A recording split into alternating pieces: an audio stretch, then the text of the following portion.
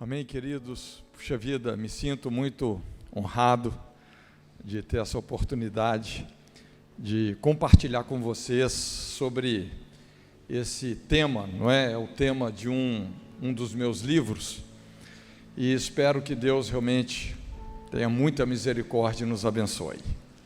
Só me apresentando um pouquinho melhor, meu nome é Marcos, Cote é um apelido de infância.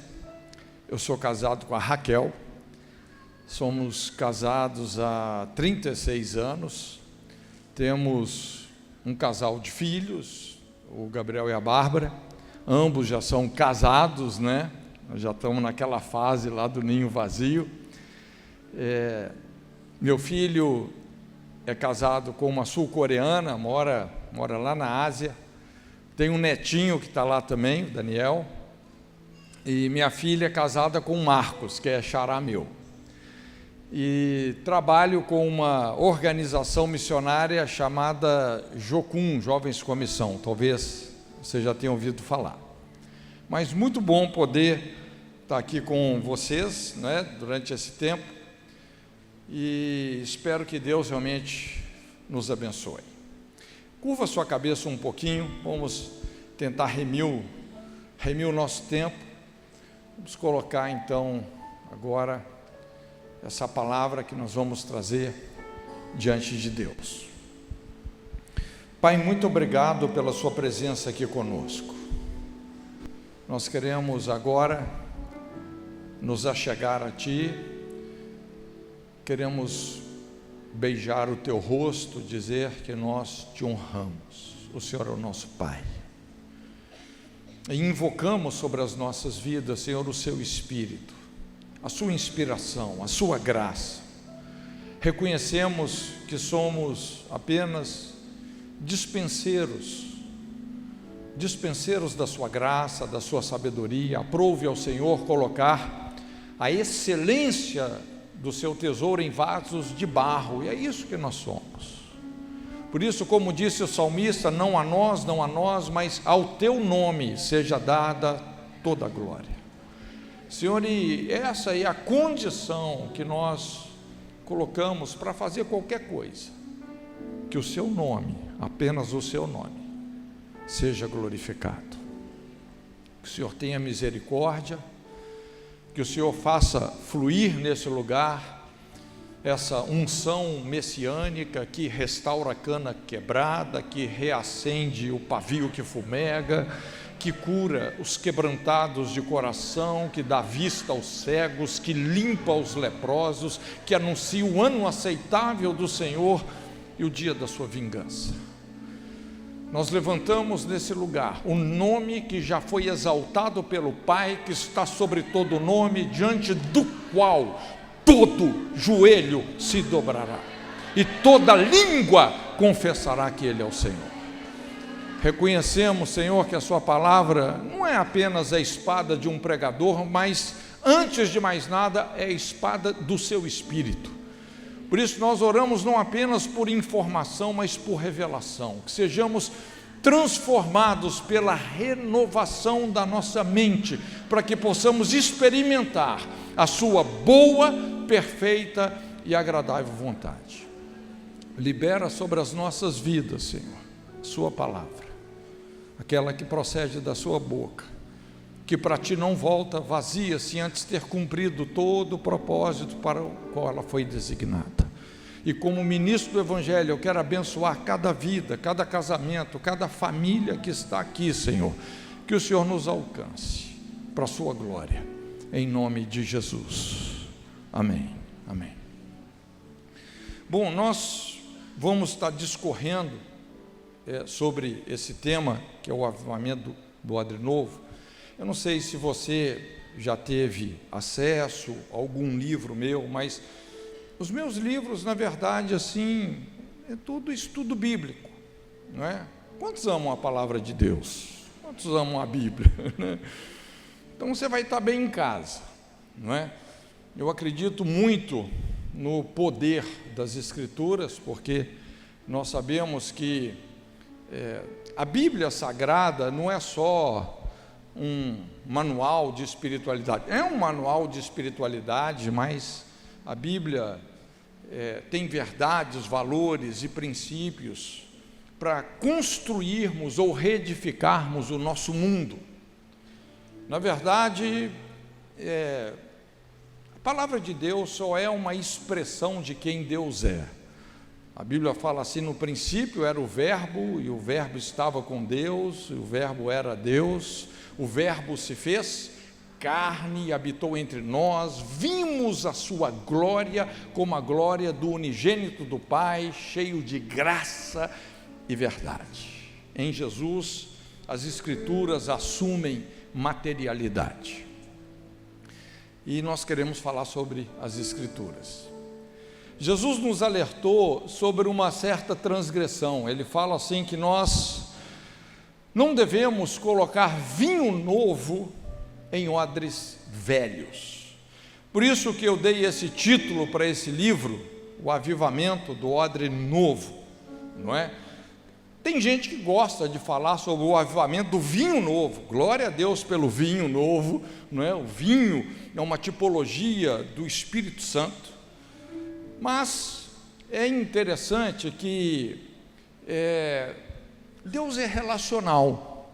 E quando a gente pensa num avivamento sustentável, é muito importante a gente pensar não apenas no vinho novo que Deus quer trazer para uma geração, mas entender que Ele vai colocar esse depósito da sua presença em odres, que somos eu e você. E o odre velho é a tipologia de uma personalidade distorcida, de um caráter corrompido, de uma religiosidade cheia de cacuetes, de jeitos e trejeitos, manhas e artimanhas. E Deus precisa nos renovar nesse sentido, porque quanto mais nós nos tornamos um receptáculo, um odre novo, mais nós vamos suportar as pressões de um legítimo avivamento. Porque avivamento faz pressão, traz dores. E por isso nós precisamos de ser esse odre novo. E o tema que eu gostaria de trazer para você nessa noite, a gente fazer mais aqui uma introdução, eu gostaria que você pudesse abrir a sua Bíblia em Mateus 15, de 21 a 28. E nós vamos andar sobre essas águas aí, nós vamos andar sobre essa palavra. É um episódio bíblico muito conhecido, e a Bíblia fala assim: ora, partindo Jesus dali, retirou-se para as regiões de Tiro e Sidom. E eis que uma mulher cananeia, provinda daquelas cercanias, clamava dizendo: Senhor, filho de Davi, tem compaixão de mim, que minha filha está horrivelmente endemoniada. E a Bíblia fala assim: contudo, ele não lhe respondeu palavra. Chegando-se, pois, a ele, os seus discípulos rogavam-lhe, dizendo: despede-a, porque vem clamando atrás de nós. Respondeu-lhes ele: não fui enviado senão as ovelhas perdidas da casa de Israel. Então veio ela e, adorando, disse: Senhor, socorre-me. Ele, porém, respondeu: não é bom tomar o pão dos filhos e lançá-lo aos cachorrinhos. Ao que ela disse: sim, Senhor, mas até os cachorrinhos comem das migalhas que caem da mesa dos seus donos. E a Bíblia fala assim: então respondeu Jesus e disse-lhe: ó mulher, grande é a tua fé, seja-te feito como queres. E desde aquela hora sua filha ficou sã. Eu gostaria de compartilhar com você sobre discernir o tratamento de Deus. Se tem uma coisa importante da gente estar assim, muito ciente, muito consciente, é que não é que nós fazemos a obra de Deus, nós somos a obra de Deus. Nós estamos em construção.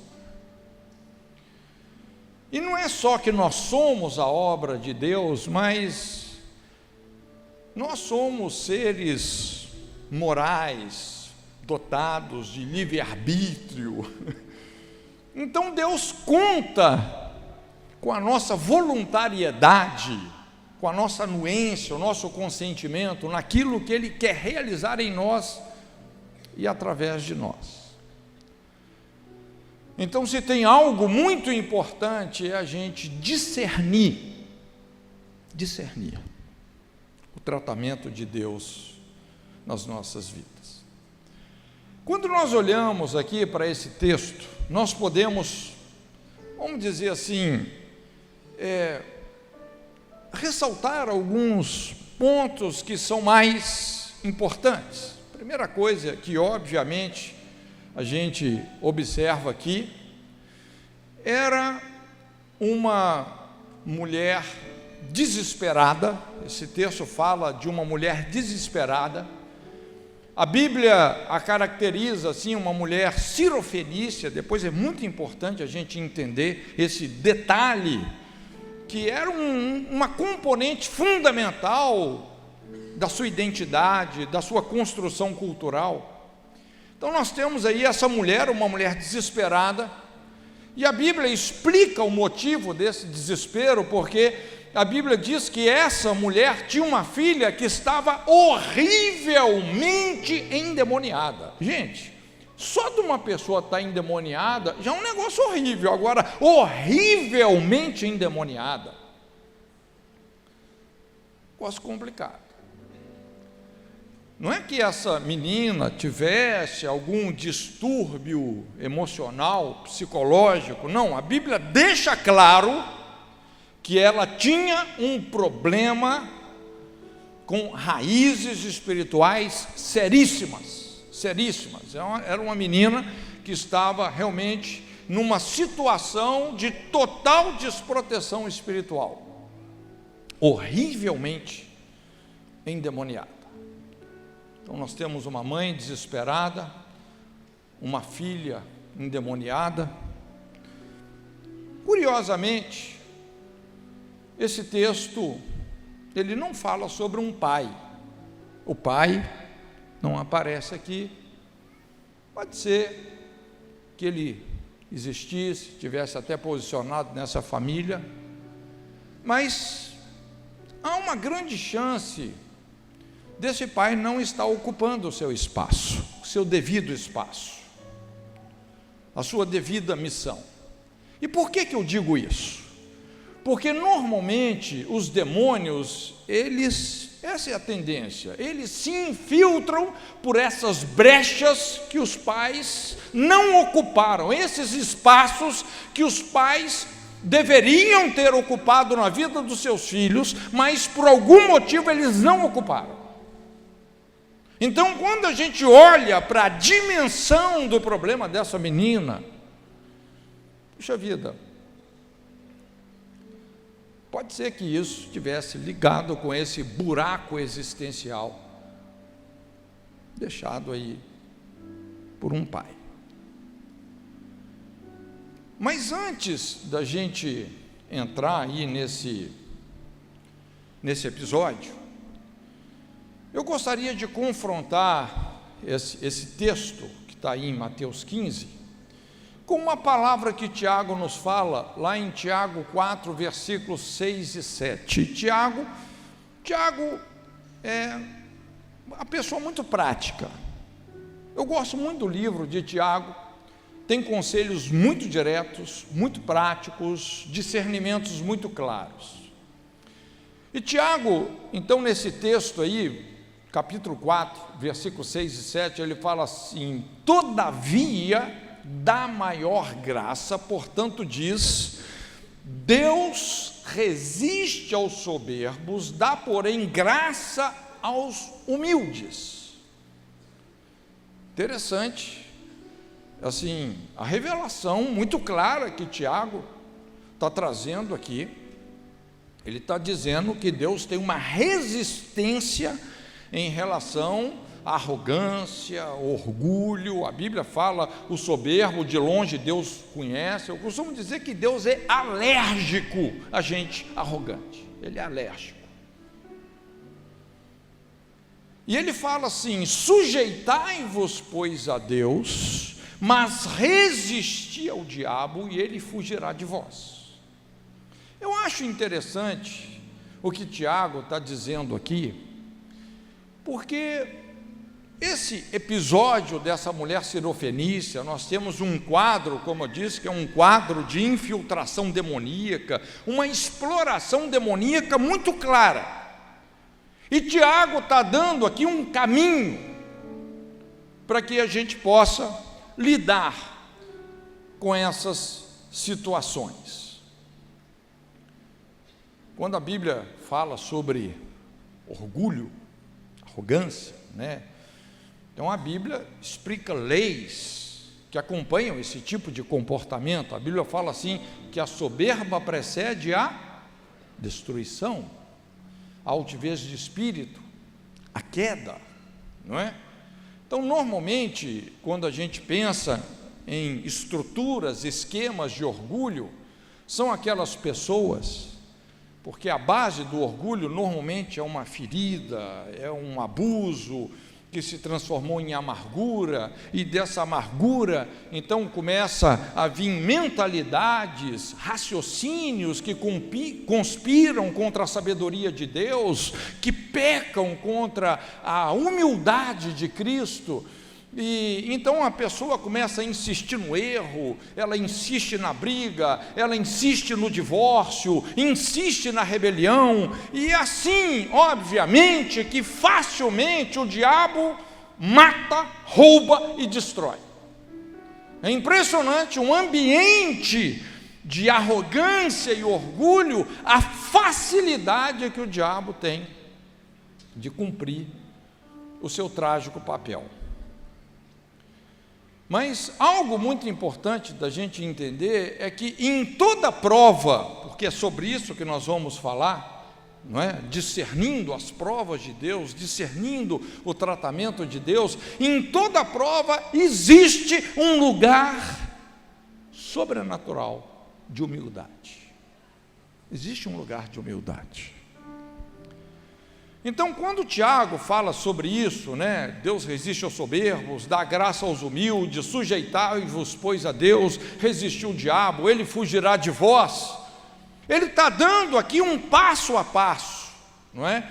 Então, Tiago está falando sobre um necessário processo de sujeição a Deus que precede esse confronto, quando você se coloca numa rota de colisão contra forças realmente malignas, demoníacas.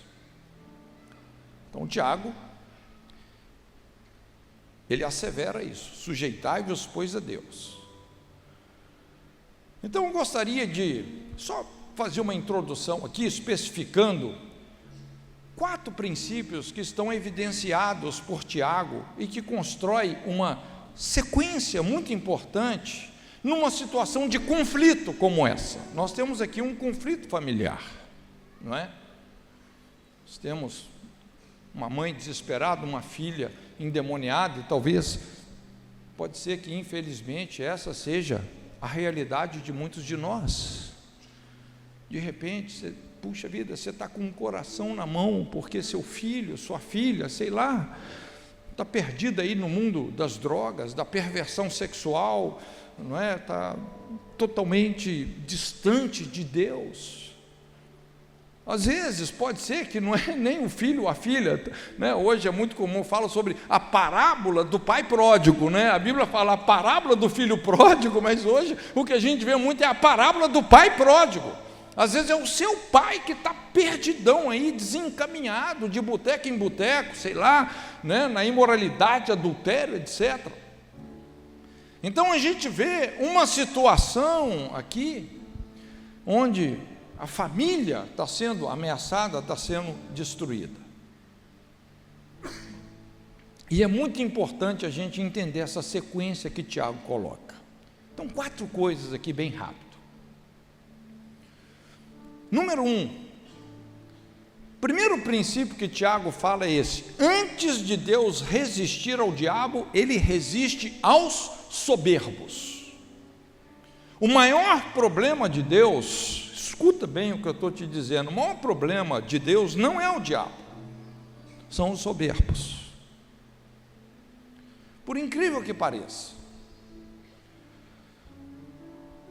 muitas vezes nós estamos lutando e guerreando contra situações realmente malignas que nos assolam, e parece que quanto mais a gente luta, mais a gente sofre, mais a gente perde espaço, mais a gente perde terreno. Eu não sei, eu já passei situações assim, não é? Você se vê numa guerra e você percebe que tem uma afronta maligna contra você.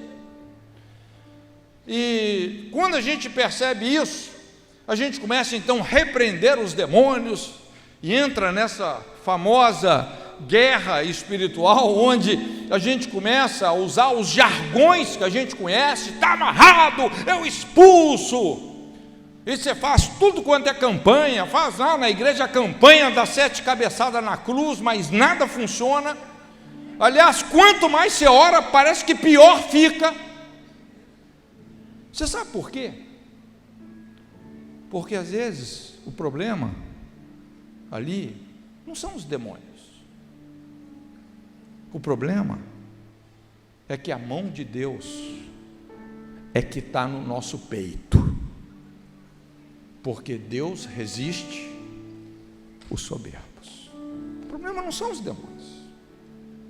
A gente tende a mistificar, espiritualizar tudo, mas de repente você está entrando numa pseudo-guerra contra demônios, quando é Deus que de repente está nos resistindo.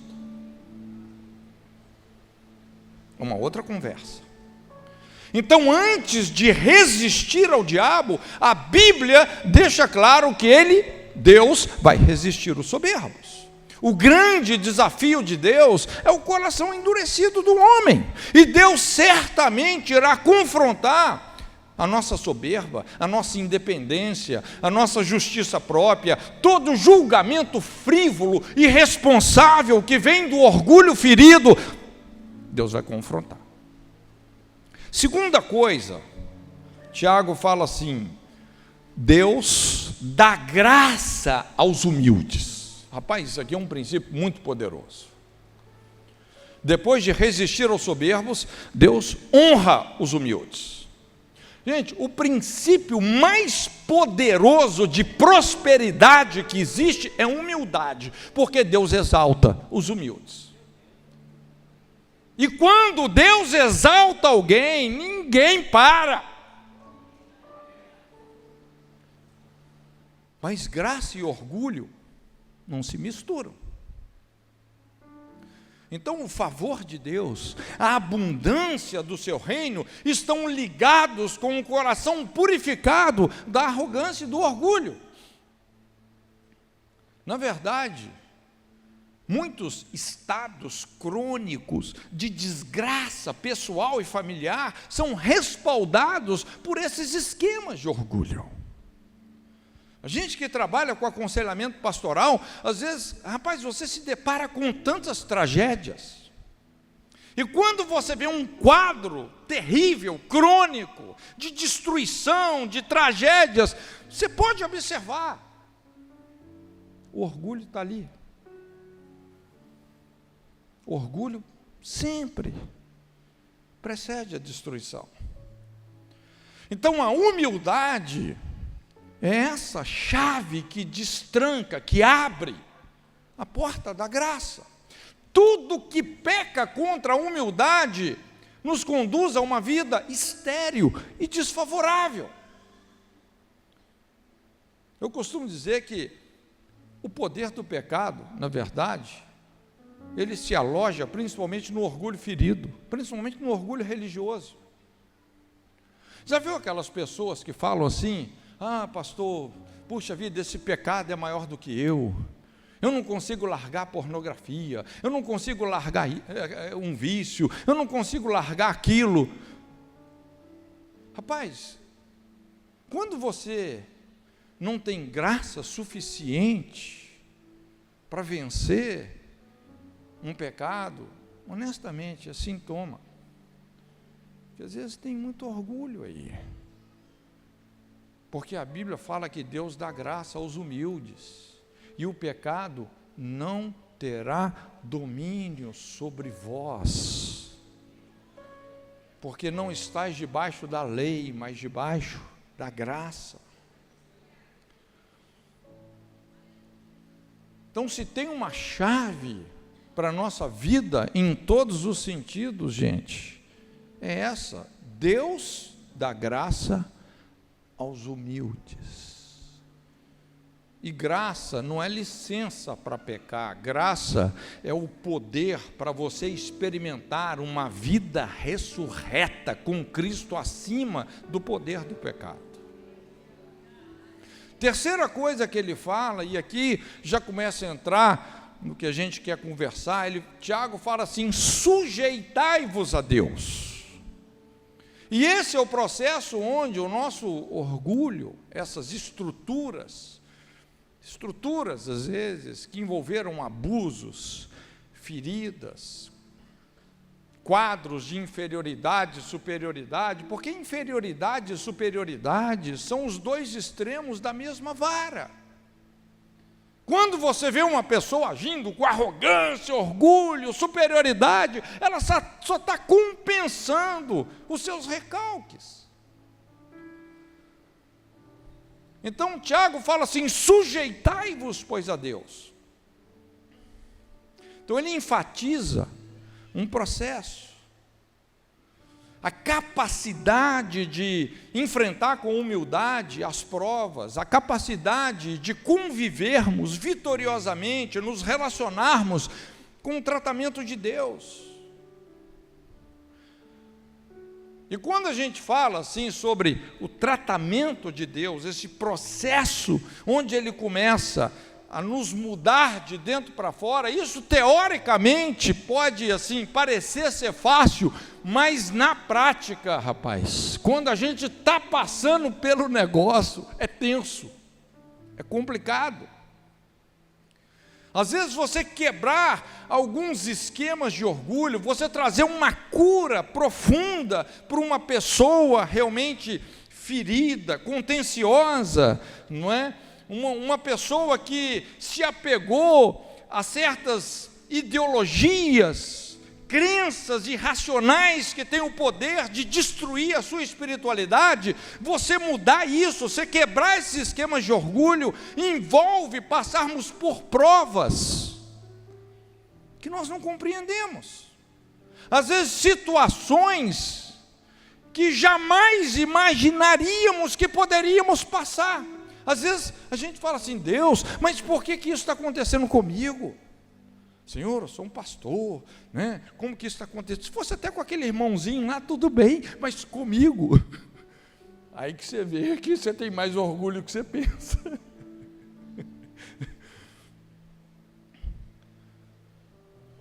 Mas é importante nós entendermos isso, que Deus sabe como abalar aquilo que é abalável, para que aquilo que é eterno seja estabelecido. E o quarto princípio que ele fala assim: resistir ao diabo e ele fugirá de vós.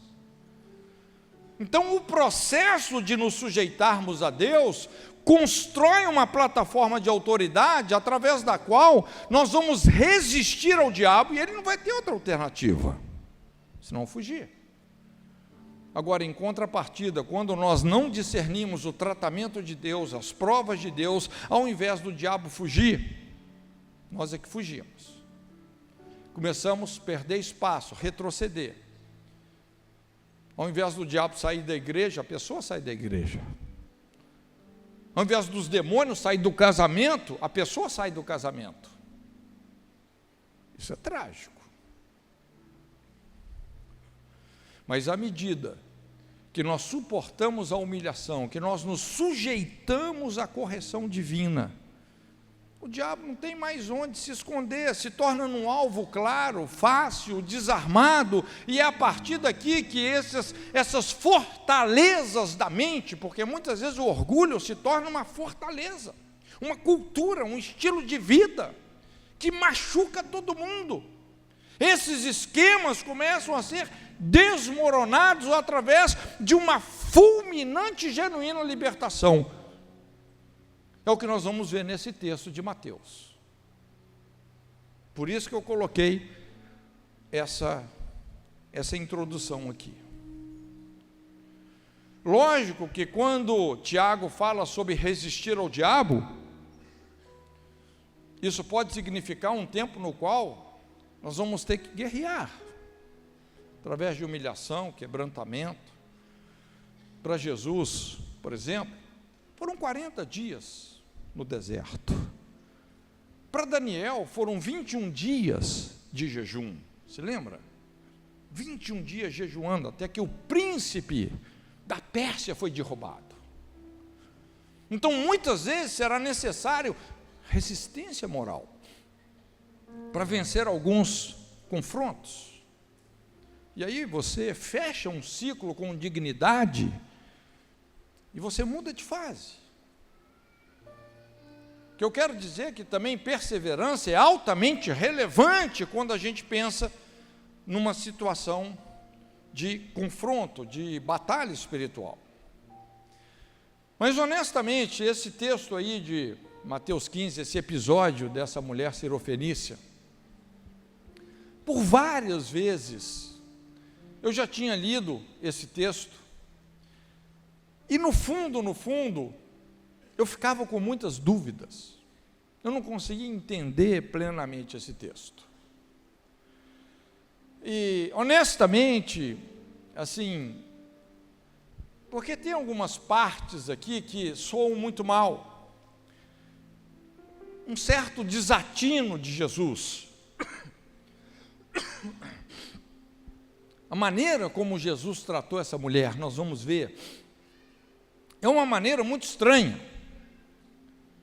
Principalmente quando você começa a mergulhar no contexto cultural daquela época. Muito estranho a maneira como Jesus tratou essa mulher. Eu acho que nenhum pastor faria o que ele fez. A pessoa tem que ter muita coragem para fazer o que Jesus fez com essa mulher. E eu não conseguia entender muito bem aquilo, honestamente.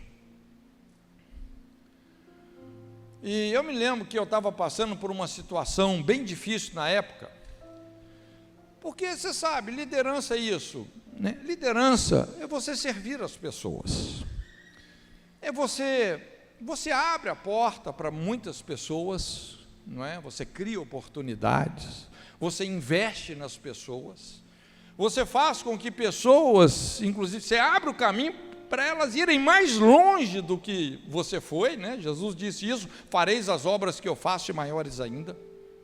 Mas de repente você se pega sendo traído por algumas dessas pessoas, principalmente aquelas que você mais investiu, né? Isso faz parte da liderança.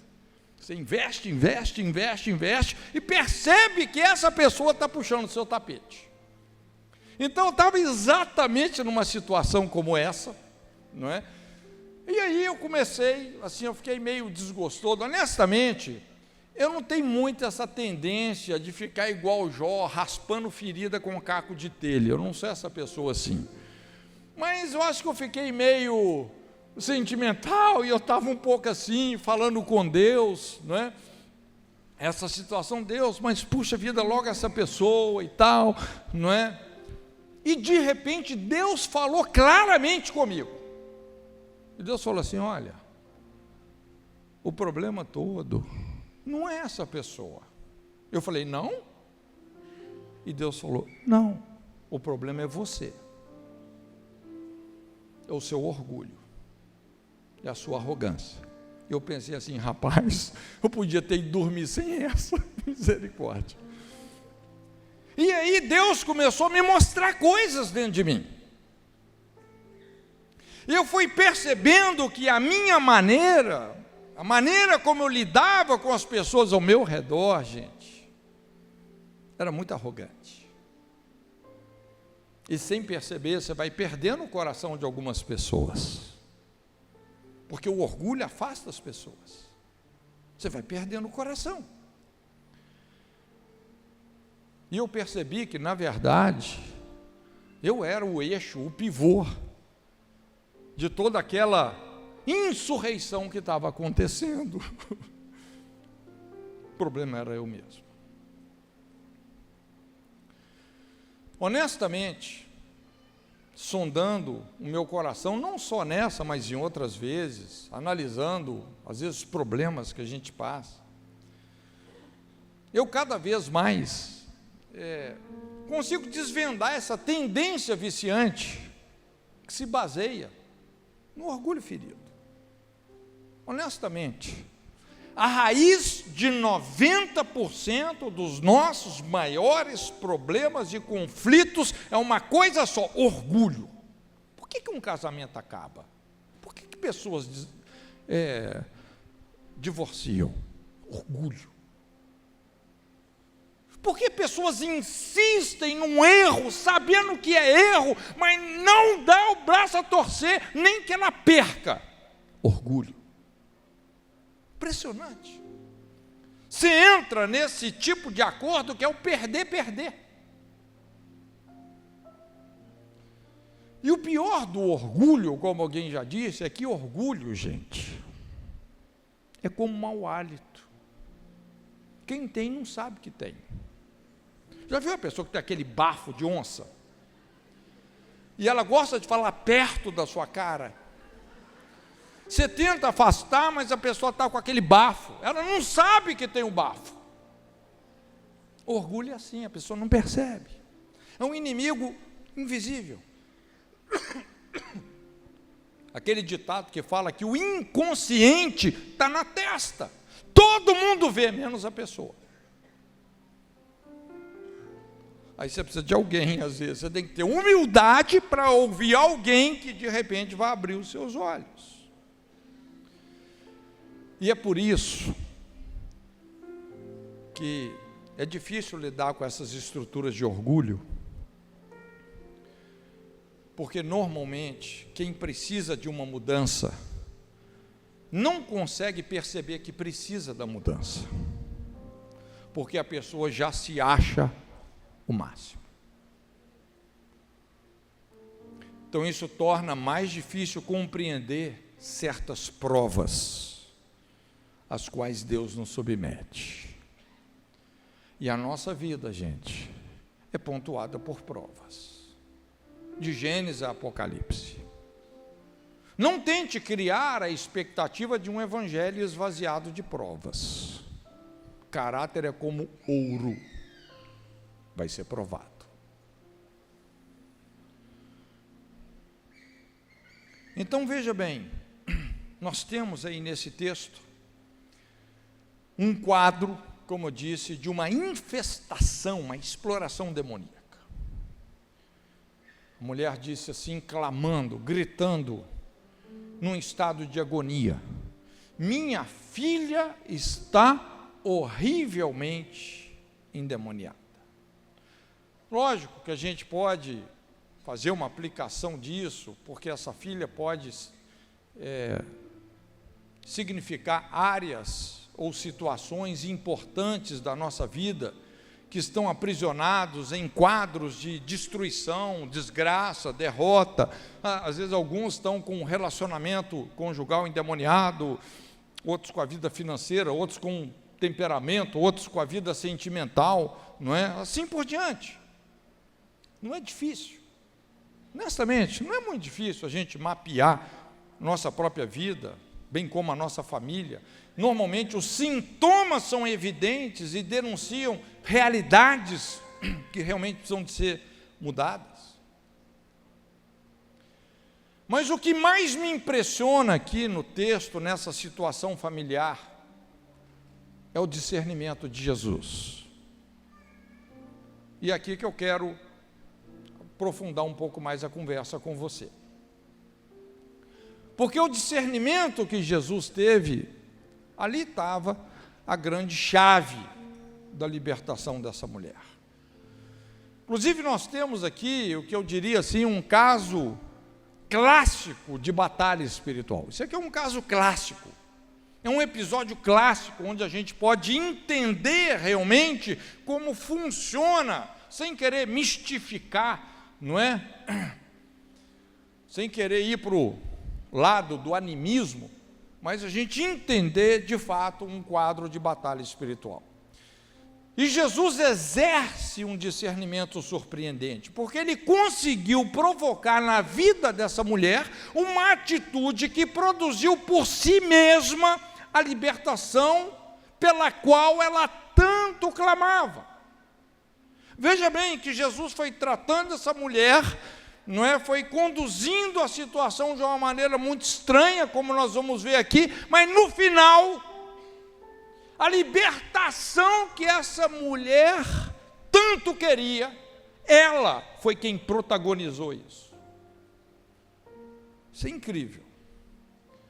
Mas quando a gente olha para um texto como esse, uma situação como essa, será que Jesus não poderia simplesmente ter facilitado as coisas e expulsado o demônio da filha dela com uma palavra só e pronto? Sim ou não?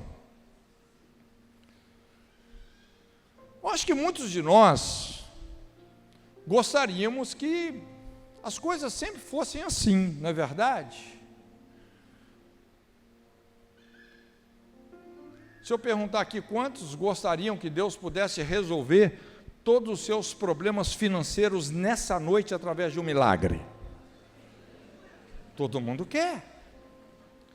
Quantos aqui gostariam que Deus resolvesse aí o problema da solteirice? No instalar de dedos. Essa casta aí é só com jejum e oração, né? Já é uma casta um pouco mais. Mas deixa eu te falar um negócio. Deixa eu te explicar aqui uma coisa que é muito importante, não é? Deus não quer, na maioria das vezes, nos curar superficialmente. O caminho para algumas mudanças, para algumas libertações, algumas transformações, envolve passarmos por provas duríssimas. Eu sei que é difícil dar um amém para isso. Eu sei que é difícil. Mas, honestamente, queridos, eu não estou aqui para falar só o que você quer ouvir. Eu tenho que te explicar como, na verdade, o mundo espiritual funciona. Então, o caminho para algumas libertações envolve passar por provas duríssimas. Ao sermos provados, tratados por Deus, como Tiago fala, sujeitai-vos a Deus, não é só sujeitar de você falar, Deus é o meu Senhor, né? Tem um cantor muito amigo meu que fala assim, que os crentes, eles não contam mentiras, eles cantam mentiras. Porque muita gente fala, Deus é o meu Senhor, mas na hora de exercer essa submissão ao senhorio, parece que a gente se esqueceu do período do louvor. Mas a questão aqui não é só vencer os demônios, mas é sermos vencidos por Deus. Por isso, assim, honestamente, de tudo que eu vou dizer aqui, talvez seja uma das coisas mais importantes e, na verdade, o que Deus espera de nós mesmo, e tudo o que eu quero que aconteça essa noite, o meu objetivo aqui pode ser resumido nisso, a minha expectativa é que todos nós possamos sair desse culto totalmente derrotados pelo Espírito Santo. Vencidos. Esse não é o culto da vitória, é o culto da derrota. E se você sair daqui derrotado pelo Espírito Santo, vencido por Ele, eu vou te dizer, cadeias vão se romper na sua vida e na sua família.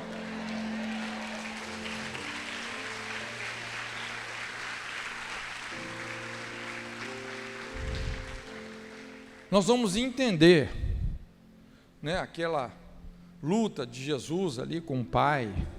Passa de mim esse cálice, mas seja feita não a minha, mas a tua vontade. O momento da derrota, onde nós viramos uma chave. Jesus ali virou uma chave para a humanidade.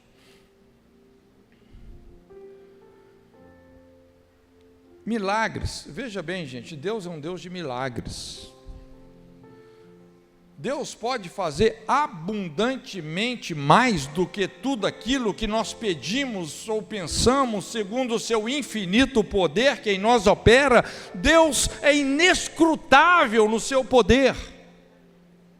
Nós não devemos menosprezar os milagres, mas deixa eu te falar uma coisa sobre milagres. Milagres não mudam nem o meu e nem o seu caráter. As provas sim. O tratamento de Deus, sim. Judas viu os milagres de Jesus. Você acha que não? Judas operou milagres, porque os 12 operavam milagres. Eles foram enviados para pregar o evangelho, curar enfermos, expulsar demônios. Todos eles fizeram coisas poderosas. Mas Judas não discerniu o tratamento de Deus. Insistiu nas suas dissimulações. Aquela vida encoberta. Infelizmente se tornou numa pessoa que não devia ter se tornado. Essa mulher aqui simplesmente precisava ter a sua atitude alinhada com um princípio específico de Deus. E isso, vamos dizer, resultaria numa libertação sobrenatural da sua família. Mas não foi uma tarefa simples. Mas depois que eu comecei a entender o que aconteceu aqui, eu percebi como que Jesus teve a capacidade de enxergar e ir na raiz do problema dela. Porque eu vou te falar, Deus é simples, mas Ele é profundo. Deus sabe onde que Ele tem que chegar nas nossas vidas. Ninguém dá desdobra em Deus, não. Deus pesa os espíritos, aquilo que ninguém pesa, aquilo que ninguém consegue avaliar, aquele lado escondido, Ele percebe.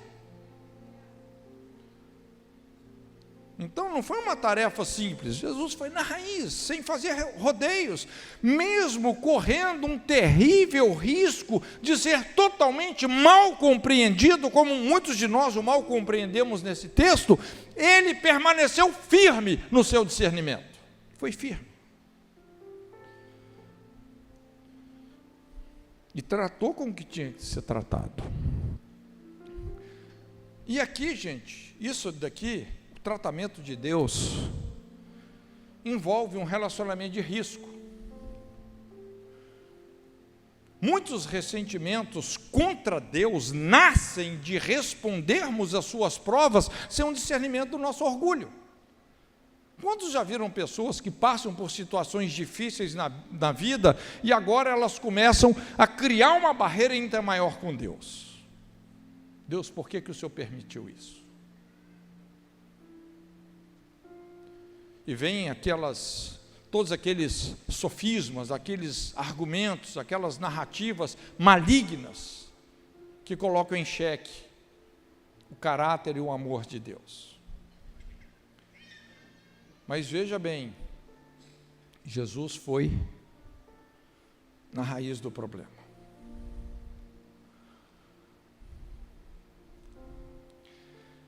É interessante para a gente poder entender melhor, então isso que Tiago fala aqui, o sujeitai-vos, pois, a Deus, eu quero exemplificar isso na atitude dessa mulher. Rapaz, se tem uma pessoa na Bíblia que eu passei a admirar profundamente, foi essa irmãzinha aqui, a mulher sirofenícia. A maneira como essa mulher suportou o tratamento de Deus na vida dela. Eu quero falar sobre 3 provas. E eu vou te falar, são provas universais. Todos nós passamos por isso aqui. Mas essa mulher foi precisa. A Bíblia é cheia de pessoas que infelizmente não discerniram e foram reprovadas nas provas de Deus. Essa mulher não. Essa mulher não. Tanto é que Jesus dá a nota dela no final. Mulher, grande é a sua fé. Grande. Não é qualquer um que Jesus fala isso, não. Porque fé, essencialmente falando, é você não perder a confiança no caráter de Deus, mesmo quando tudo vai contra isso. Você está firme. Sua convicção está firme no caráter dele. Mas a primeira prova que ela passou, a prova do silêncio de Deus, a prova do desprezo de Deus. Eu acho que todos nós já nos sentimos assim, em momentos bem difíceis da nossa vida. Olha só, o que o texto fala? Vamos caminhar no texto. E eis que uma mulher cananeia, provinda daquelas cercanias, clamava dizendo: Senhor, filho de Davi, tem compaixão de mim, que minha filha está miseravelmente endemoniada. Eu não sei se você consegue imaginar isso. Jesus está caminhando, ele está num deslocamento, e de repente aparece essa senhora, e ela gritava, ela não estava só assim, se aproximou para falar no pé do ouvido, não, ela clamava, ela estava numa agonia tão grande, que ela começou a clamar: Jesus, filho de Davi, tem misericórdia de mim, que minha filha está horrivelmente endemoniada. E eu vou te falar, por essa declaração dessa mulher, é importante a gente determinar isso. O que você acha a essa altura aqui? Essa mulher era uma mulher salva ou não? O que você acha? Quantos acham que essa mulher era salva? Quantos acham que ela não era salva? Quantos não acham nada, né? Dá a entender, de fato, que ela era uma pessoa salva, crente. Porque a nomenclatura que ela usa para invocar o nome do Senhor é uma nomenclatura messiânica. Filho de Davi. Jesus, filho de Davi. Ela estava abertamente, francamente, reconhecendo Jesus como o Messias, o Yeshua HaMashiach, a salvação de Israel. Coisa que nem os judeus se atreviam a fazer, essa mulher aos gritos fez.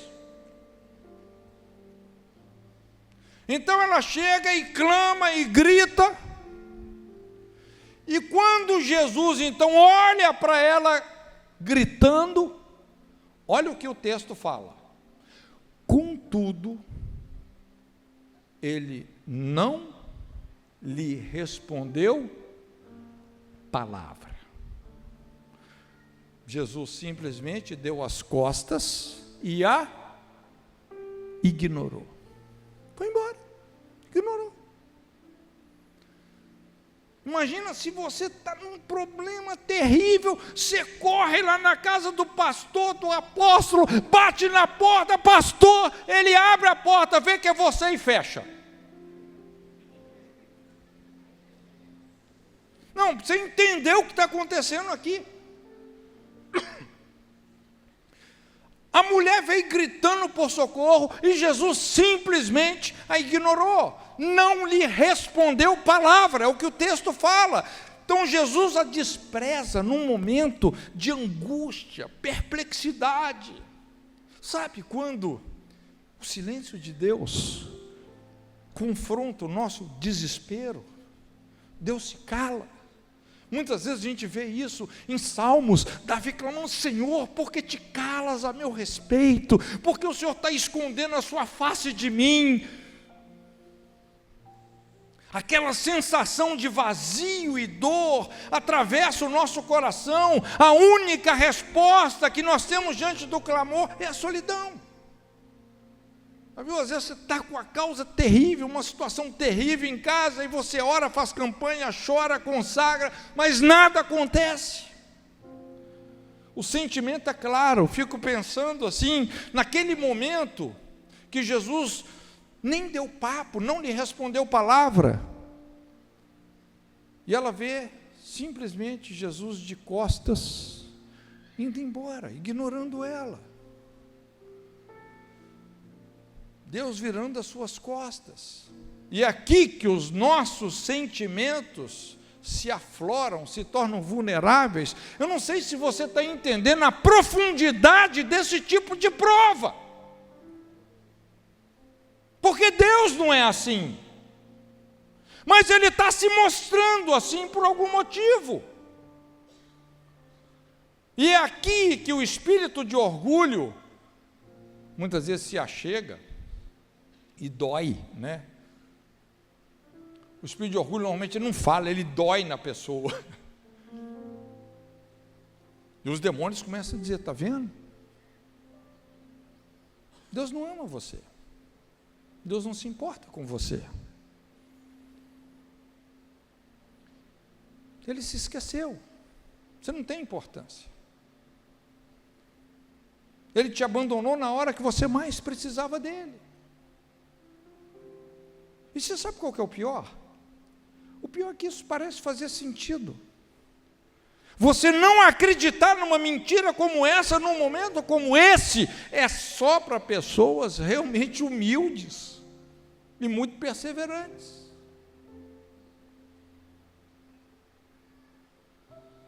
Eu não sei se você percebe, mas Jesus criou um clima muito constrangedor. Cara, pensa num clima pesado. Ele desprezou a mulher. E a Bíblia fala que tamanho foi esse constrangimento que os próprios discípulos se sentiram mal e tentaram assim arrumar as coisas, melhorar a situação. Por algum momento eles estavam até, entre aspas, sendo mais espirituais do que Jesus. Quando ele chega e fala: Senhor, pelo menos despede a mulher, porque ela vem gritando atrás de nós. Porque ao invés dessa mulher se intimidar, quando Jesus fechou a porta na cara dela, e a desprezou, a ignorou, ao invés dela se intimidar, se inferiorizar, não, ela continuou gritando ainda mais, ela persistiu. Talvez Pedro falou: Senhor, você está queimando o filme da igreja, olha o escândalo. O Senhor está desprezando a mulher, e a mulher está gritando ainda mais, está tudo vendo, os fariseus estão ali, já estão comentando a situação. O Senhor está queimando o filme da igreja, pelo menos seja educado, pelo menos despede-a, Senhor. Fala com ela assim: ó, agora não dá, depois marca, né, um atendimento pastoral lá no Monte das Oliveiras, alguma coisa assim. Pelo menos despede-a, porque a coisa está ficando ruim. E quando os discípulos tentam melhorar a situação, vem a segunda prova. Sabe o que Jesus respondeu quando eles tentaram melhorar a situação? Respondeu-lhes ele: não fui enviado senão as ovelhas perdidas da casa de Israel. E essa mulher era da casa de Israel? Não. Ela era cirofenícia. E era também, tinha uma ascendência grega, que é o que Lucas fala, mesmo episódio. Que as Marcos fala, Marcos 7:26. Então, quando os discípulos tentam amenizar esse constrangimento inicial da situação, vem agora uma resposta ainda mais agressiva. Rapaz, Deus estava muito estranho esse dia. Jesus impetra um outro golpe fortíssimo contra a insistência daquela mulher, porque ele a discrimina racialmente. Isso hoje daria até cadeia. Misógino! Ele se omite em relação a ela por causa da sua nacionalidade. Ele a inferioriza em relação aos judeus, provocando especificamente. Na verdade, Jesus estava provocando especificamente o seu orgulho, que precisava de ser vencido. Vamos aprofundar um pouco aqui a conversa no sistema familiar dessa mulher. Porque tem coisas, assim, né, tem entrelinhas que a Bíblia nos mostra e que é importante da gente enxergar. Mas como eu disse no Evangelho de Marcos, a Bíblia explica melhor a nacionalidade dessa mulher, dizendo que ela era grega cirofenícia de nação. Mas ela era grega, de língua ela falava o grego. E você pode observar que todas as vezes que os gregos queriam se aproximar de Jesus, havia uma resistência. Por quê? Por quê? Você lembra quando Paulo, né, reportando sobre o Evangelho, ele fala assim, que a cruz de Cristo foi um sinal de fraqueza para os romanos, que eram os fortes, um sinal de loucura para os gregos, que eram os sábios, e um sinal de loucura para os judeus, que eram os religiosos. Mas para os gregos foi um sinal de loucura, né? Que eram os sábios. Os gregos eram os sábios. Então, nesse momento aqui, a prova se tornou mais específica. Porque quando a gente começa a olhar para o sistema cultural da família dessa mulher, que ela era grega de língua, ou seja, ela era da elite cultural da época, nariz empinado, high society. Então você tinha lá os filósofos gregos, os epicureus, estoicos, com os seus desvaneios, toda a sua superioridade. É impressionante, não é? Até hoje, a Grécia é tido como o berço da civilização. Por mais até que os romanos, naquela época, dominaram o mundo, mas quem dominou culturalmente o mundo, inclusive o Império Romano, foram os gregos. As pessoas mais sábias, mais cultas, mais civilizadas estavam lá. Todo o conceito de superioridade, moda, padrão de beleza, tudo foi ditado pela filosofia grega. Quando a gente olha para o que estava acontecendo com essa menina, porque entenda uma coisa, os demônios, eles não têm assim a autonomia de chegar e entrar numa pessoa e destruir a vida dela, não funciona assim. Muitas vezes os demônios, eles estão cumprindo sentenças do mundo espiritual. Então tem motivos, tem razões, tem linhas que foram cruzadas. Então, quando a gente olha para um esquema de propagação de arrogância, né, porque vamos dizer assim, essa cultura, filosofia grega, era o ícone disso, da arrogância, da soberba. E a arrogância traz destruição. Jesus precisou de tocar nesse ponto. Aquela mulher era grega, cultura e língua. Havia algo em relação a isso que precisava de um ajuste. Tudo indica que nesse ponto estava alojado ali essa raiz de orgulho, superioridade, que desencadeou esse quadro de miséria que estava assolando a filha dela.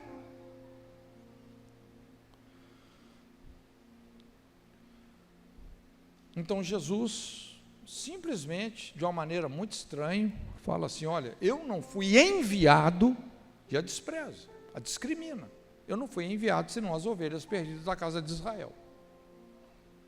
Só que a Bíblia fala que diante disso, sabe o que essa mulher fez?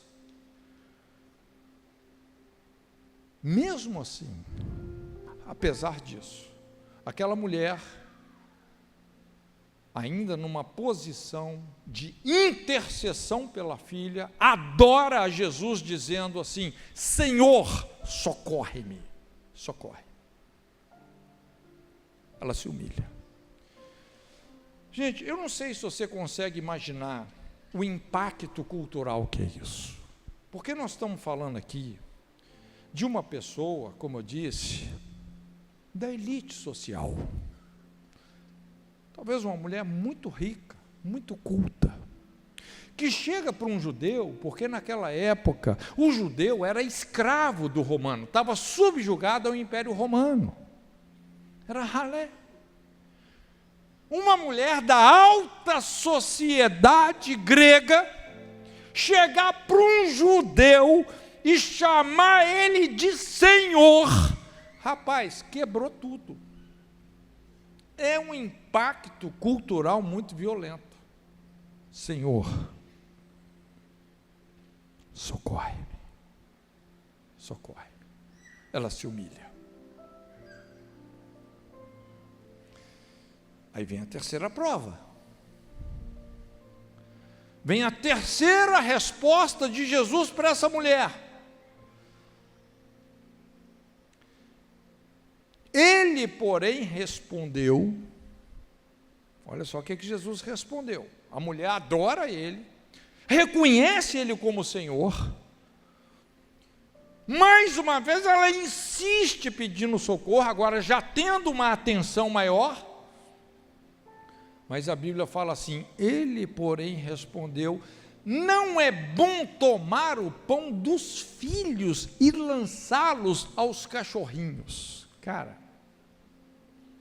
agora ficou ruim o negócio, honestamente, porque Jesus estava, de certa forma, tocando na dignidade humana daquela mulher, vamos dizer, baixou o nível, ofendeu ela publicamente, foi algo muito forte, não havia como provocar mais a carnalidade, os piores instintos de uma pessoa, no caso aqui da alta sociedade. E essa mulher foi ignorada, discriminada e agora está sendo ofendida. De certa forma, Jesus agrediu ela em relação à filiação, não só a desconsiderou como filha, mas a considerou como um animal imundo, chamou de cadela. Eu acho que nesse momento aqui os discípulos já estavam suando frio. Não era possível uma atitude tão baixa. Jesus devia ter perdido a cabeça. Talvez o André falou assim: João, monta uma equipe de intercessão ali, porque o mestre endoidou. Judas já estava pensando: ih, rapaz, as ofertas vão cair. Agora a igreja quebra geral. Agora acabou esse negócio de igreja. Depois disso aqui. Mas, querido, entenda, havia uma razão. Havia uma razão. Tem coisas que né, a gente precisa de discernir no mundo espiritual. Jesus não só lidou com a ascendência, esse esquema de propagação, né, baseado em orgulho, ascendência grega, tem muito a ver com isso. Mas a Bíblia revela que essa mulher também era uma mulher cirofenícia. Algumas traduções falam assim, uma mulher cananeia. Cananeia. E o que isso significa na Bíblia? Significa muito, não é? Uma das histórias mais importantes na Bíblia é a história dos cananeus. É uma história paralela à história dos judeus.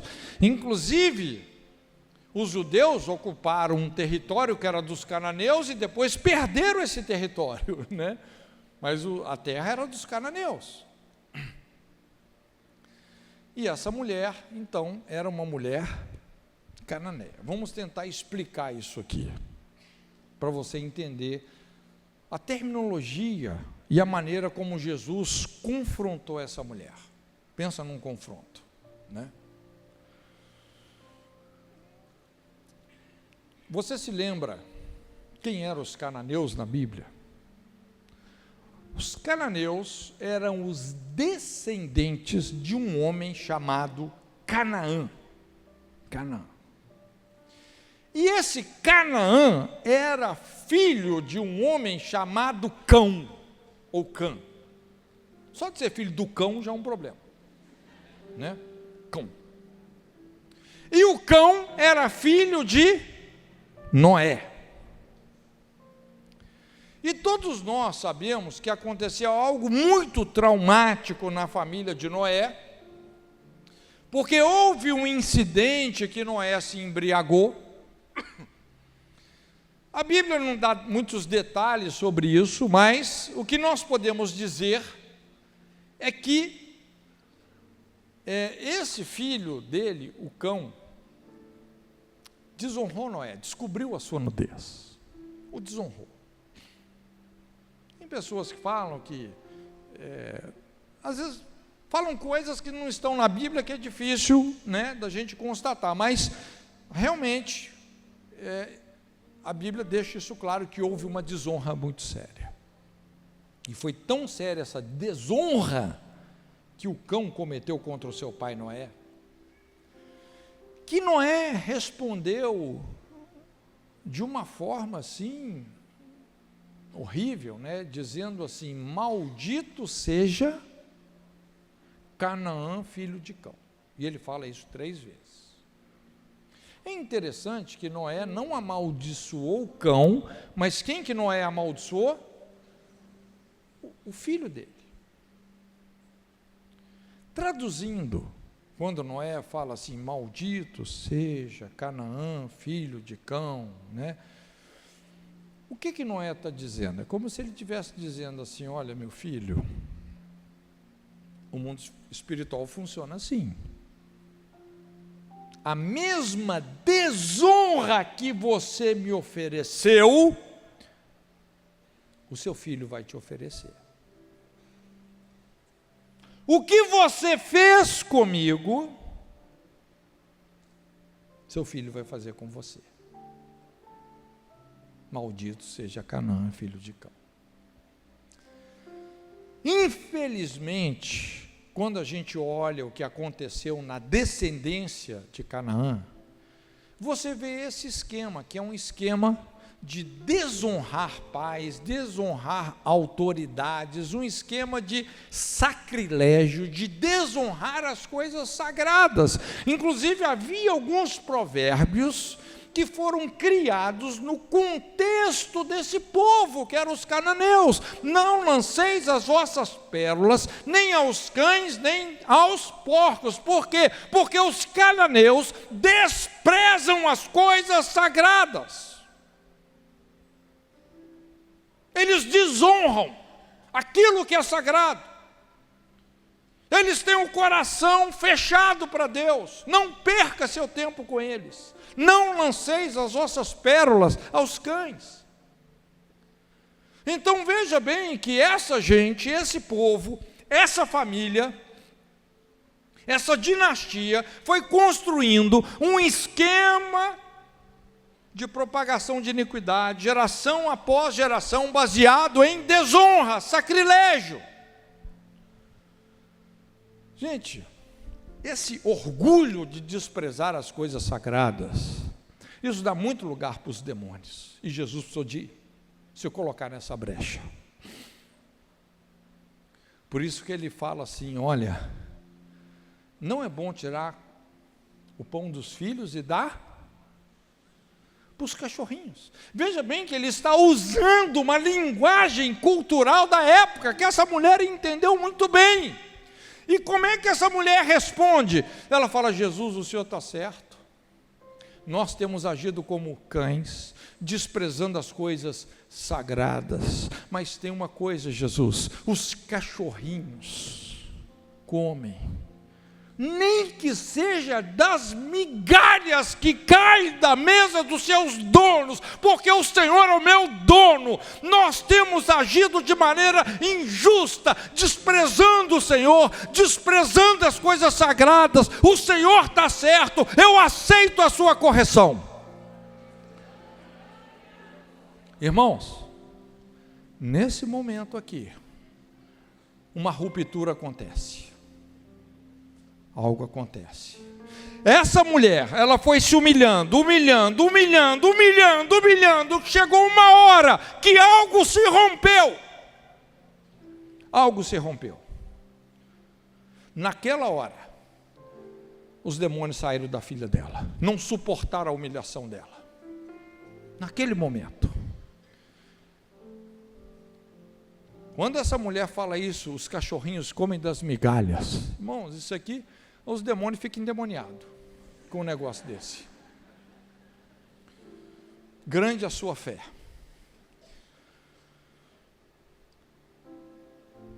Eu acho que nesse momento aqui, é como se Jesus assim, tivesse dado um suspiro, assim. Ela suportou.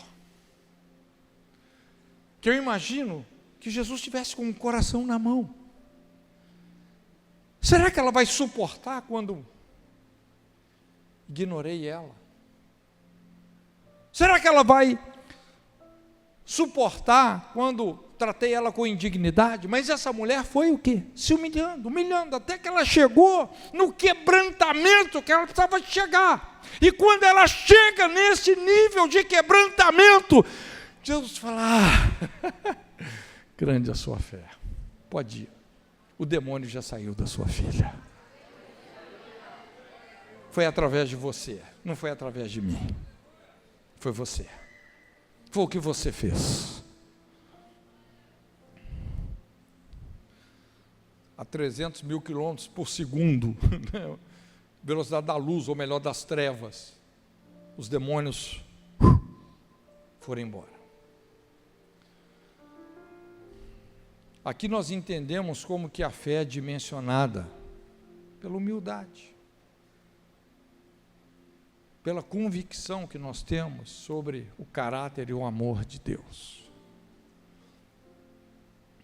Poucos de nós, às vezes, vamos conseguir reconhecer a Deus em alguns momentos, gente. Ele se apresenta assim de uma forma muito estranha, como foi com essa mulher. Mas depois de tudo nós percebemos que Jesus não tinha perdido a cabeça, mas todo esse processo, na verdade, fazia parte de um mapeamento espiritual preciso, que produziu uma das libertações mais espetaculares da Bíblia. Foi pontual. E aí vem uma exaltação. Grande a sua fé. Grande a sua fé. Seja-te feito como tu queres. E a Bíblia fala assim: desde aquela hora, a sua filha ficou sã. Acabaram os problemas espirituais. Veja bem, não sei se você está entendendo, mas antes da gente entrar numa rota de colisão com demônios, existe um processo de sujeição a Deus, existe um processo de quebrantamento, gente. Não é do nosso jeito, na nossa arrogância, não. Então o que nós vamos fazer com o nosso orgulho? Quando Deus resistiu ao nosso orgulho, o que você vai fazer? E você percebe que às vezes o problema não são as pessoas, não é o seu pai, o problema não é o seu pai, não é o seu pastor, não é o seu líder de célula. Às vezes é você. A gente tem a tendência de pensar que o problema está fora de nós. Aí você já está com um paradigma errado, com um mapa errado.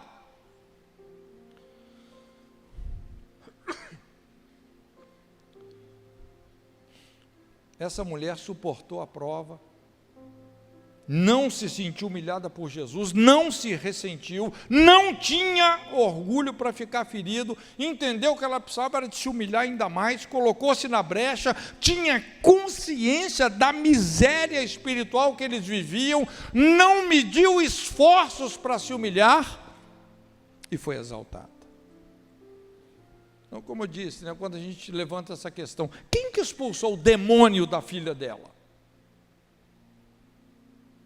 Jesus apenas, vamos dizer, norteou a situação. No Evangelho de Marcos, Jesus fala com essa: por esta palavra, vai, porque o demônio já saiu da sua filha, por esta palavra. Qual palavra? Os cachorrinhos comem das migalhas. Eu não sei o que está acontecendo com você, com sua família, com sua vida profissional, financeira, etc. Mas o que eu quero te dizer, que existe uma palavra que discerne a prova, que quando liberada, vai virar o jogo.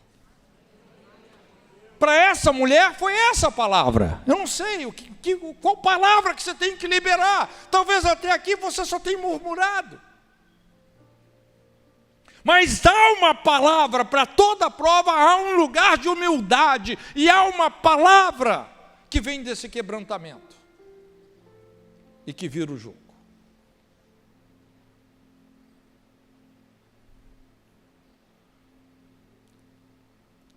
Começa com a nossa humilhação. Às vezes muitos de nós já viemos há muito tempo numa queda de braço com o Espírito Santo. Muitos de nós. E quando você se coloca numa queda de braços com o Espírito Santo, adivinha quem sempre ganha e quem sempre perde?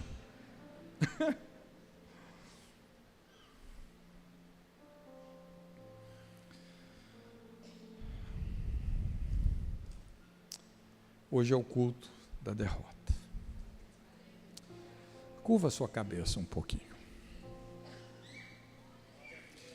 Deixa o Espírito Santo falar com você.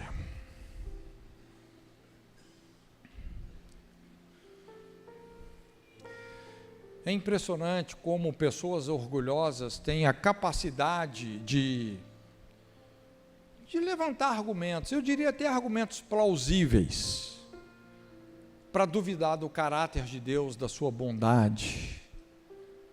Já viu aquelas pessoas? Por que tem tanto sofrimento no mundo? Por que acontece isso no mundo? Por que isso está acontecendo comigo? Não é? É o que a Bíblia fala: diz o tolo no seu coração, não há Deus. Mas na verdade, Deus designou a autoridade, o governo desse mundo a nós, seres humanos. Se alguma coisa está estragada aqui, né? Responsabilidade é nossa, mas ainda assim, nós podemos experimentar uma intimidade tão grande com Deus, que nós vamos ver esse mundo redimido.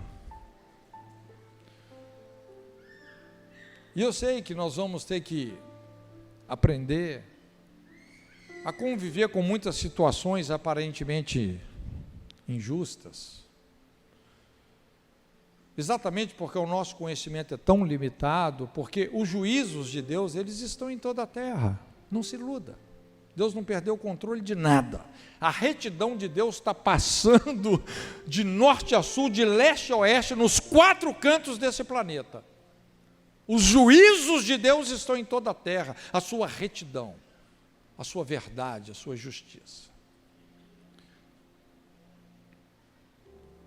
Mas muitos de nós temos a tendência de duvidar. Mas o mais importante hoje é discernirmos esse lugar de intercessão, de humildade, de quebrantamento, que foi a chave da libertação para essa família. E eu quero orar com você, de maneira bem específica, para a gente terminar.